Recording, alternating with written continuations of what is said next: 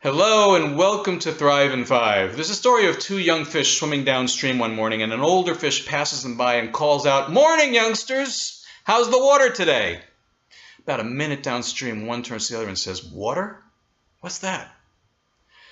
In life, it seems some of the simplest and most obvious things are often the most difficult to see, and that's true when it comes to communication.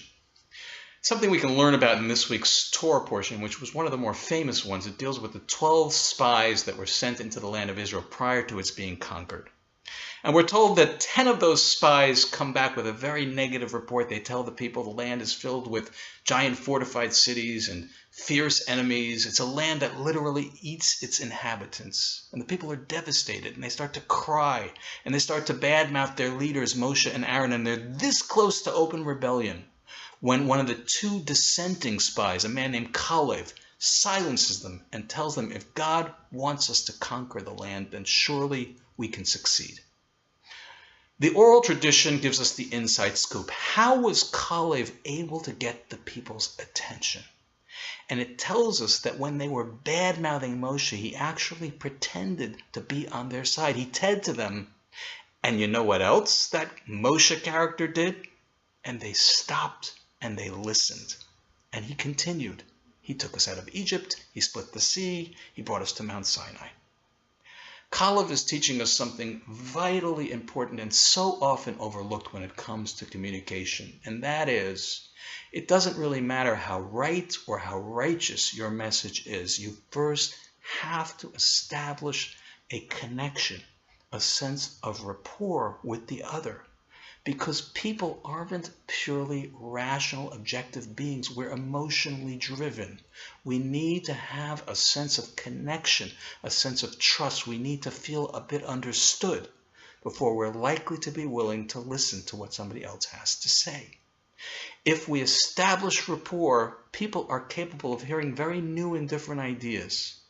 But if we try to communicate without it, it's kind of like trying to get tap water out of your sink before you first install the pipes. There's no connection.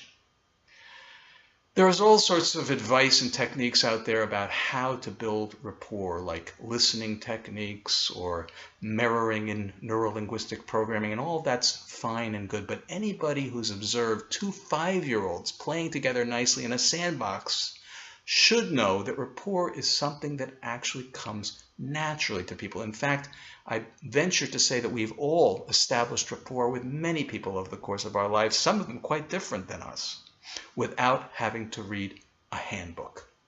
And that's because rapport comes naturally to people when they are in a good emotional state.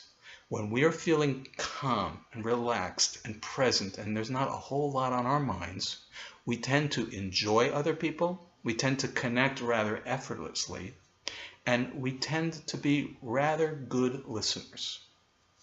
Our problem is we tend to focus way too much on the facts and not on the feeling.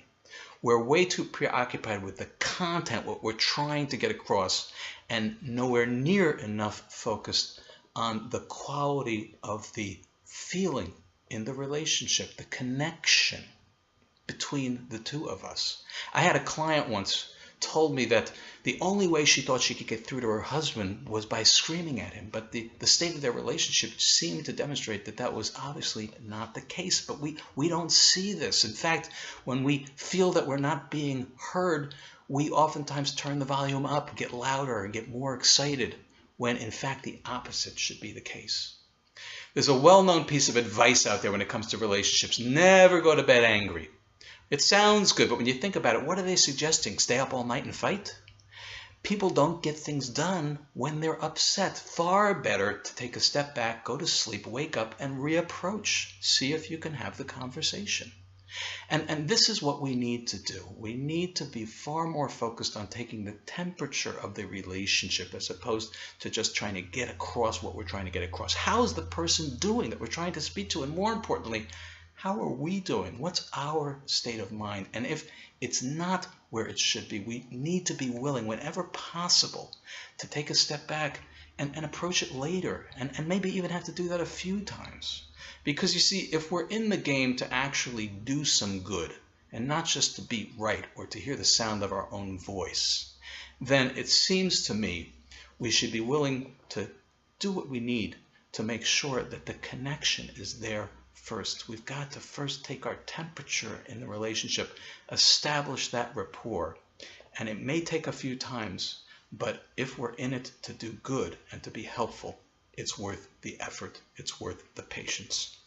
Thanks for joining us. Have a wonderful day, and we'll see you again soon for another Thrive in 5.